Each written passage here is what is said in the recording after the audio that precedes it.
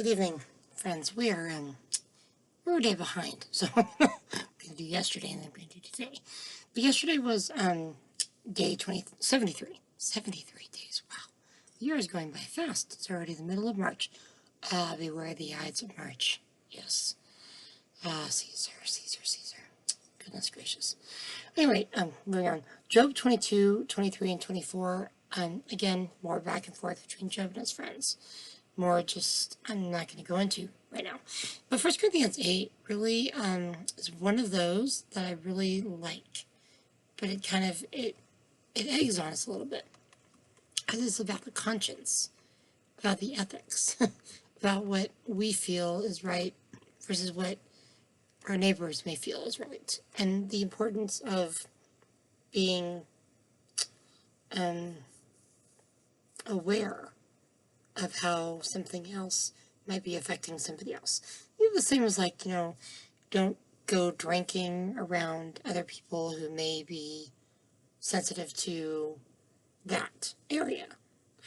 And, I don't mean like drinking, like, a glass of wine here or there may affect somebody else, may draw them away from your ministry, your calling to them.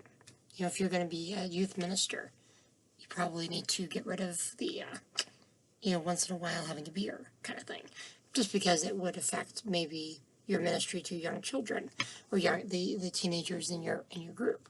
And I'm not saying you don't have to have one every now and then, but just, there's a lot of things that God will tell us, and it's all about our relationship with Him. Concerning these things offered to idols, we know that we all have knowledge. We know that we all have knowledge. Knowledge puffs up, but love edifies.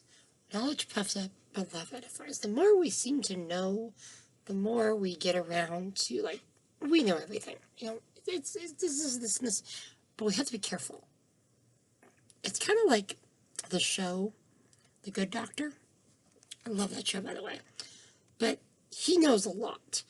But he's not always thinking about how to be sensitive to people. Same thing with House, which is ironically ran by the same group of people in the television world. But that you have all this knowledge, but you don't necessarily know how to be sensitive to people when you're giving it out. Love is the way into people's lives.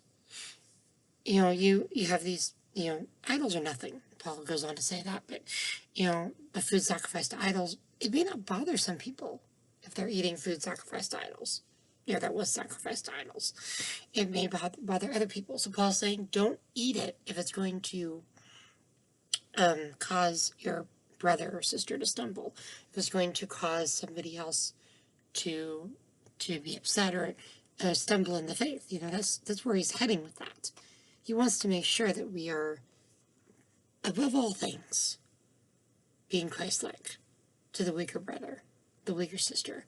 We may have all the theology there. Knowledge without love produces pride. Freedom without love generates arrogance. I like that. It's pretty good. So rather than tearing each other down, we need to be building each other up. And then what we take in, the idols in our lives, what we take in is the diet of our soul. Television, movies, what we're doing in our free time.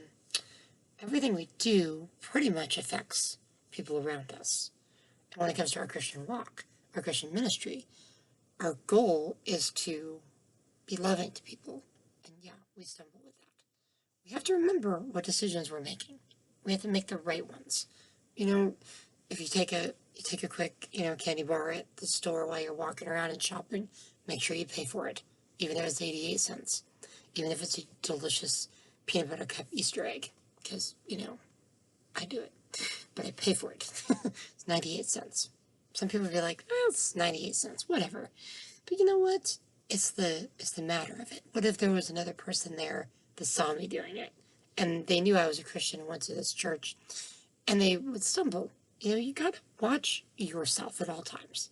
We are at all times being watched, and our ministry is right here and now, every moment of our day.